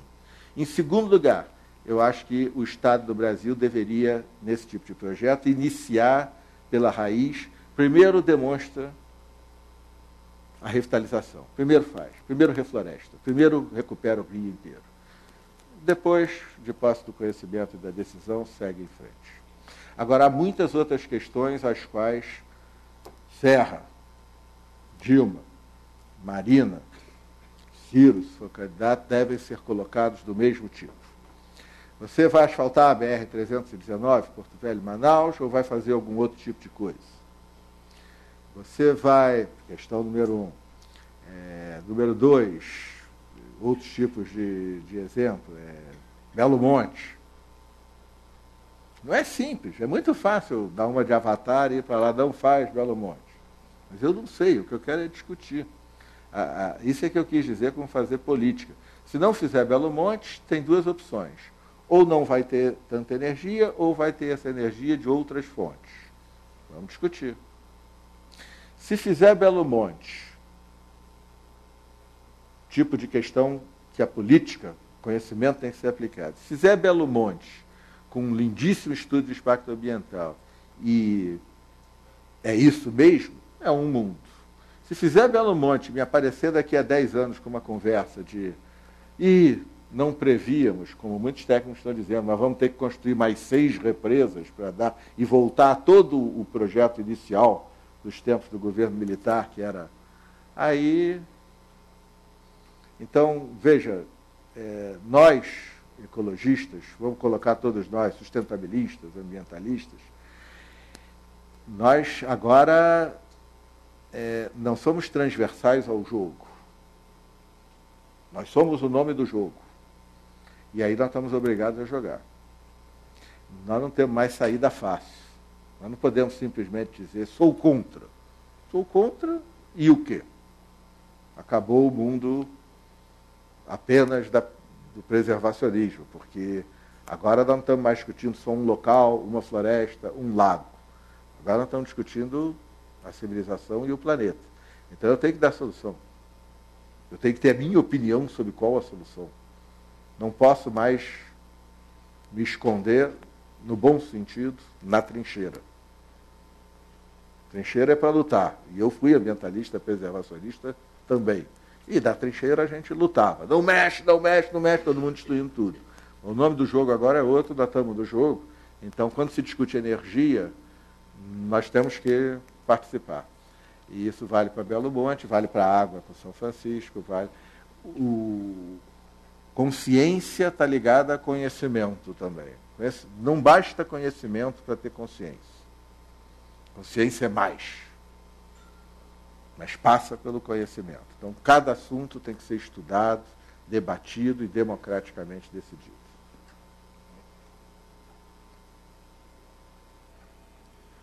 Sérgio, a última pergunta da internet foi sobre educação, agora é uma pergunta de um professor, o Sérgio Vilas Boas, de Campinas.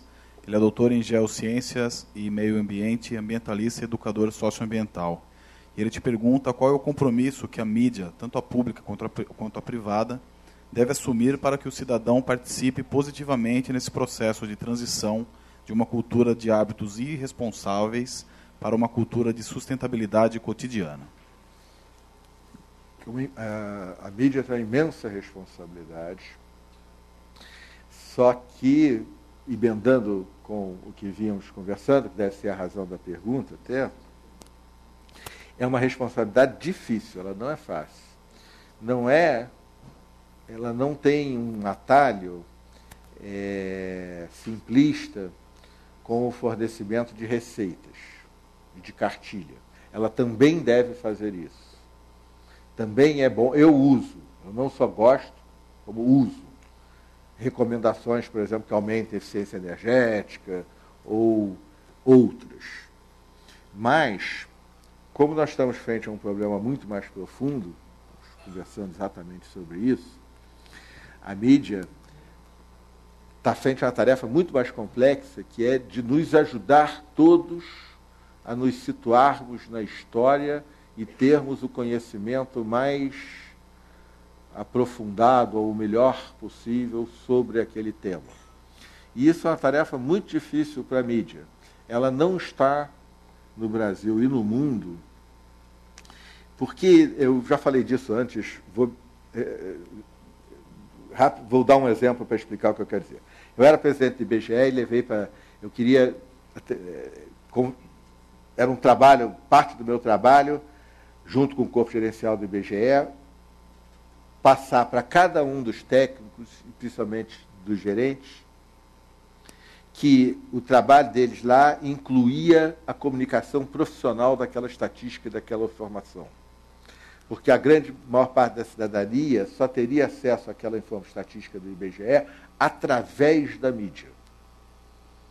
O consultor de empresas, a pessoa mais esclarecida, entra num site, a opinião pública, mas a maioria veria através da mídia. Aí eu levei o Hélio Gaspari para dar uma palestra. E o Hélio Gaspari criou essa imagem que me ajuda. Ele diz assim, o jornalista e o estatístico estão em extremos opostos. O mesmo se aplica, por exemplo, à ciência da mudança climática. Ele diz assim, passa uma boiada com 10 mil bois, um tem rabo de elefante, o estatístico faz a crítica daquele negócio, tira a média, mutação lá. O jornalista publica na manchete, boi está virando elefante, e a culpa é do governo.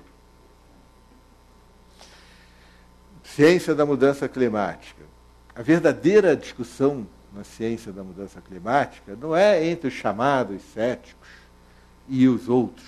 Essa discussão não existe na ciência, na literatura. Mas existe uma discussão muito acirrada, sim, muito intensa, que divide a ciência, sobre a avaliação dos impactos que tem pela frente.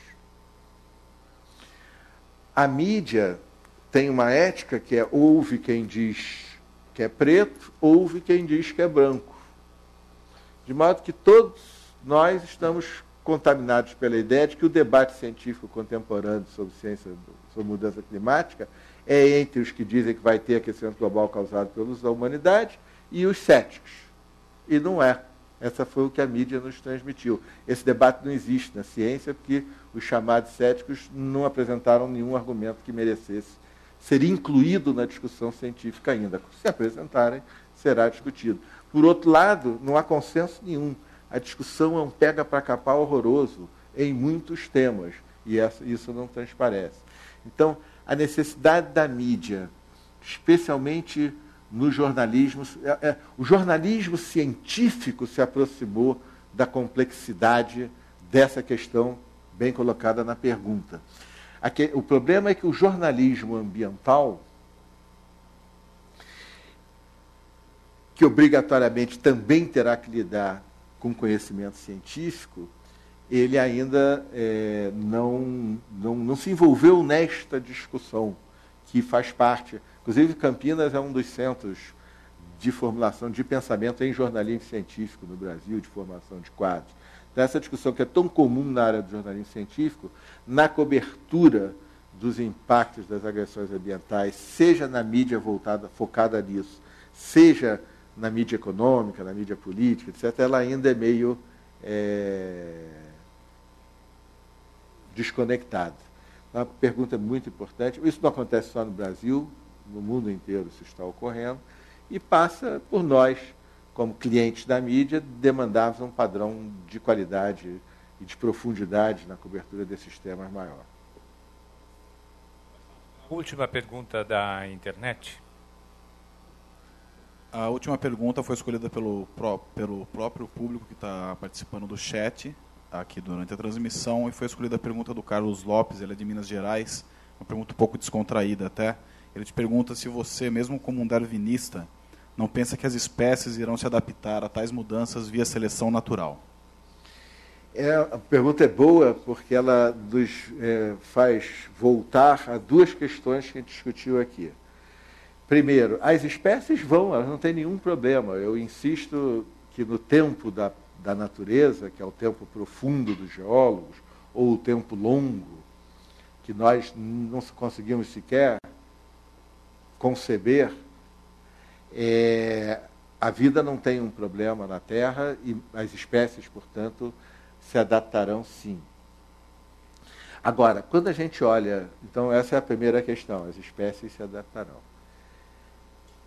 A vida e a biodiversidade sobreviverá. Ela não tem um problema, quem tem um problema é a humanidade, muito especialmente as populações mais pobres. Agora, a outra questão que também ajuda a responder é o seguinte, a mudança no tempo da natureza ocorre ao longo de muitos milênios. E a mudança provocada pela ação humana, ela ocorre num tempo muitíssimo menor.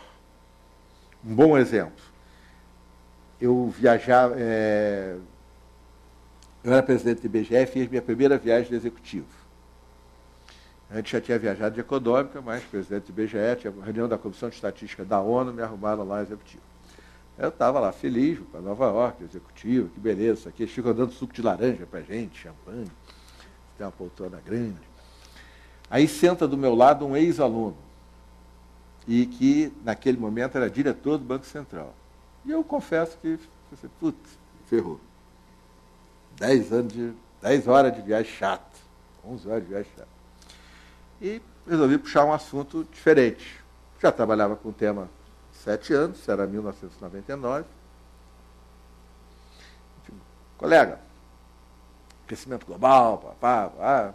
Aí ele, pô, Bessa, isso saiu da mídia em vários artigos, eu guardei todos. Ô, Bessa, que besteira, aquecimento global. O planeta já foi mais quente, mais frio. E esquenta, depois vem uma era glacial, esfria. Não ficar preocupado com isso, que é mais ou menos a coisa das espécies. E eu, então, disse para ele, colega, que era o governo anterior, eu era presidente do IBGE, se fosse hoje, eu diria, companheiro,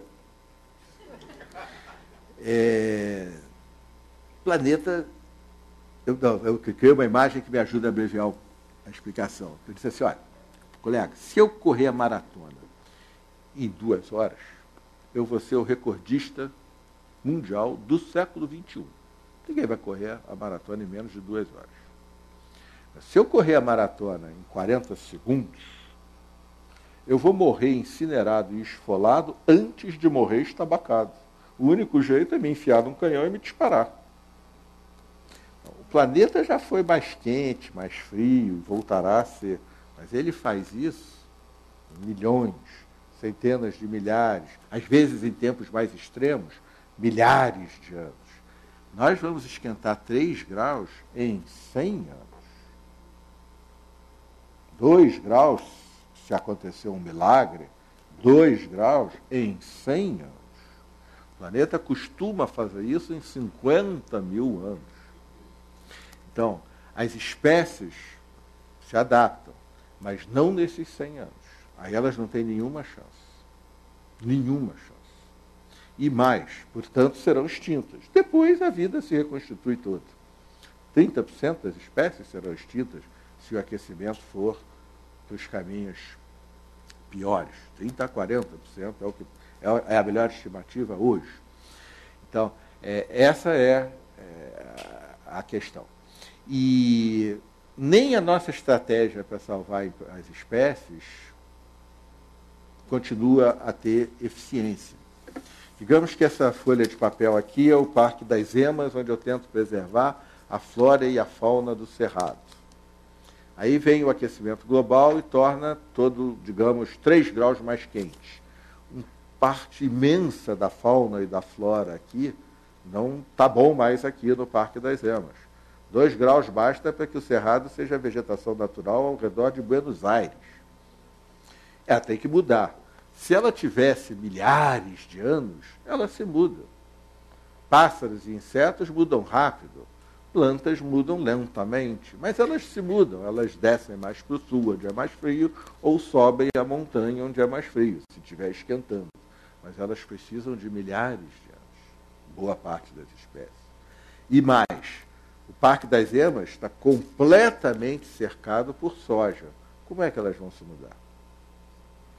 Então, no tempo acelerado da cultura humana, os fenômenos que ocorrem no tempo da natureza não conseguem se reproduzir e em 100 anos não haverá qualquer tipo de adaptação mais significativa. O que há é muita mudança.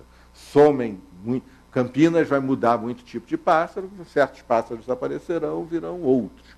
Certos insetos subirão, virão outros. E se foi a última pergunta? A última pergunta, não? Não, a não ser que tenha alguém com alguma Gostaria pergunta. de continuar o debate. Porque era a última pergunta da internet. Agora Sim, não, aquela pergunta era da internet. Tem mais alguém? Gostaria? Por favor. Meu nome é Gueza.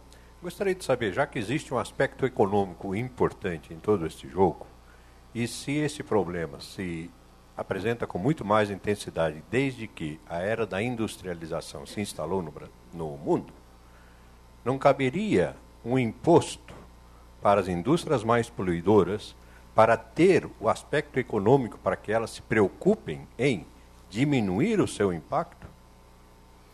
Perfeito. Esse é, na minha opinião de economista, que é a minha profissão de origem, é o caminho mais eficiente. Mas esbarra na história. Esse imposto tem que ser global. Por causa do que falávamos há pouco. A molécula, tanto faz se é um sujeito cozinhando com lenha na Tailândia ou se é uma fábrica moderna na Finlândia. Então, se você tiver o imposto em alguns lugares e não tiver nos outros, as indústrias simplesmente mudam. E o mesmo se aplica não só às indústrias, mas toda a atividade econômica que emita gases de efeito estufa. Como ter um imposto global? O mundo não é global. A União Europeia é um grande passo, que agora está em enormes dificuldades. O mundo não é global. A China não aceita esse imposto. Ela diz que vocês se desenvolveram, agora é minha vez. O argumento é bom. O nosso argumento para com os chineses é melhor. Se esquentar, vocês não vão se desenvolver nada, você vai ver. Aí eles dizem, não, mas vocês se desenvolveram, agora eu estou conseguindo. Aí a gente diz, mas você já é o segundo maior, a China já é o segundo maior emissor do mundo. Vai passar os Estados Unidos. Se o mundo parar e a China continuar, vai esquentar. E aí o mundo não vai parar, vai continuar. E se esquentar, vocês estão ferrados, vocês sabem disso. Na China o problema é grande. Aí eles dizem assim, eu sou o segundo maior emissor do mundo? Aí eu digo, e vai ser o primeiro. Aí o chinês pergunta para mim assim, per capita? Aí eu digo, não, per capita não. Aí ele pergunta, e tem alguma lei que diga que um dinamarquês, um alemão, um carioca de classe média pode emitir mais do que um chinês? Eu digo, não. E você acha ético isso? Eu digo, não. Então como é que faz? Eu não sei, vamos conversar. Esse imposto tem que ser global e surgem milhões de dificuldades. Por isso, o momento da história é tão instigante.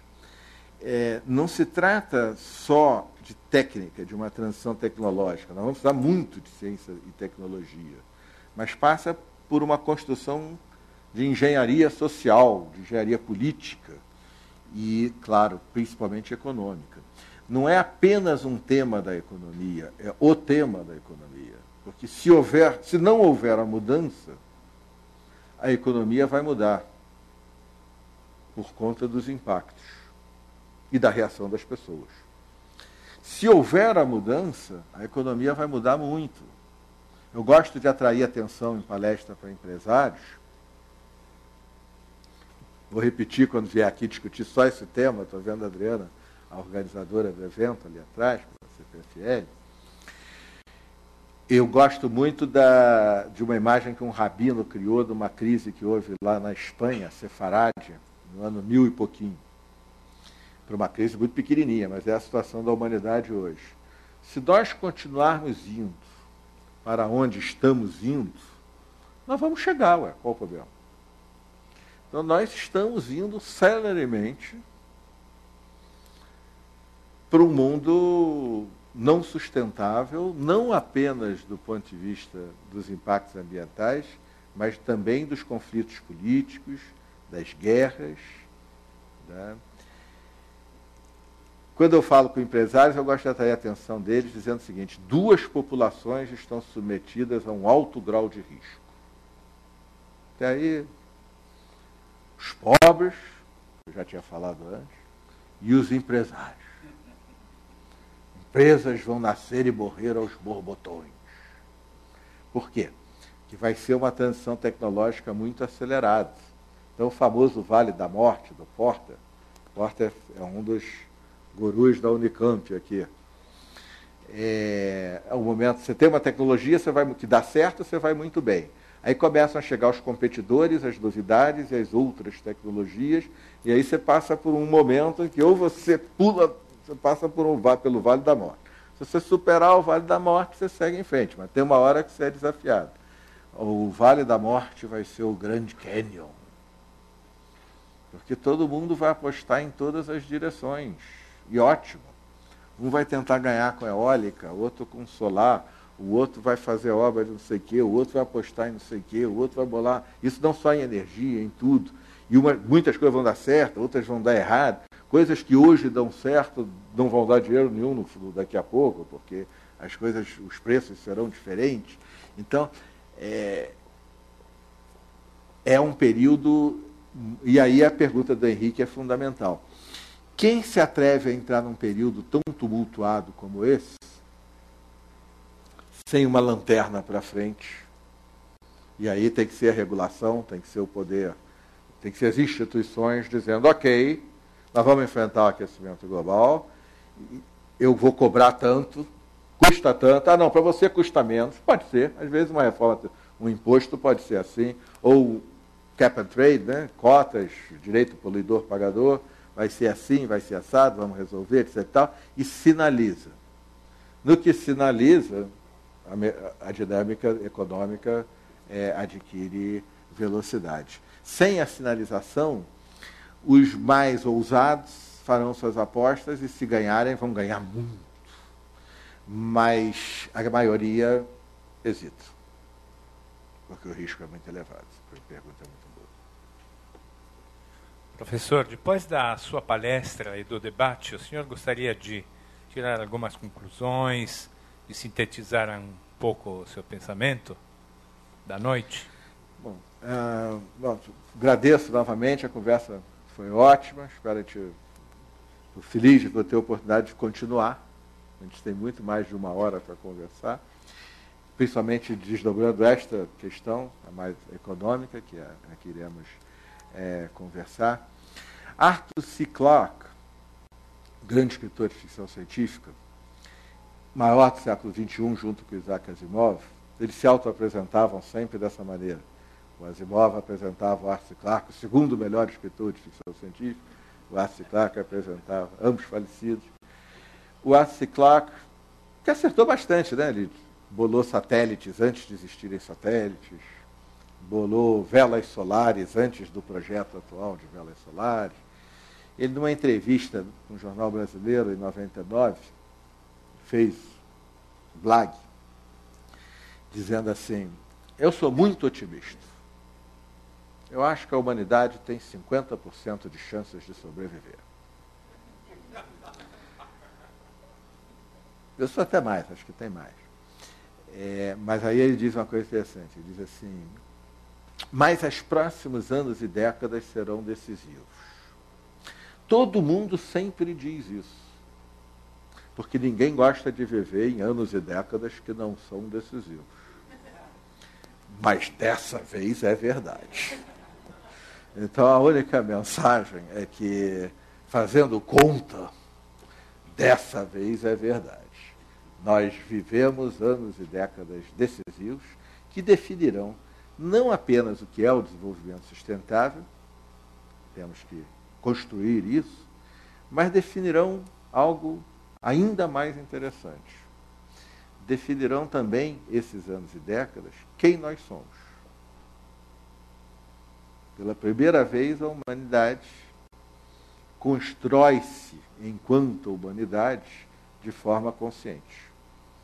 Nós já passamos por um monte de problemas, mas nunca sabendo deles e sendo desafiados a demonstrar, ao conhecer, eu enfrento, ou eu conheço, mas não consigo enfrentar. Quem é o humano? O humano será, nós seremos, algo que dependerá da resposta que nós vamos dar a isso. Nunca tivemos que fazê-lo antes. Obrigado. Obrigado.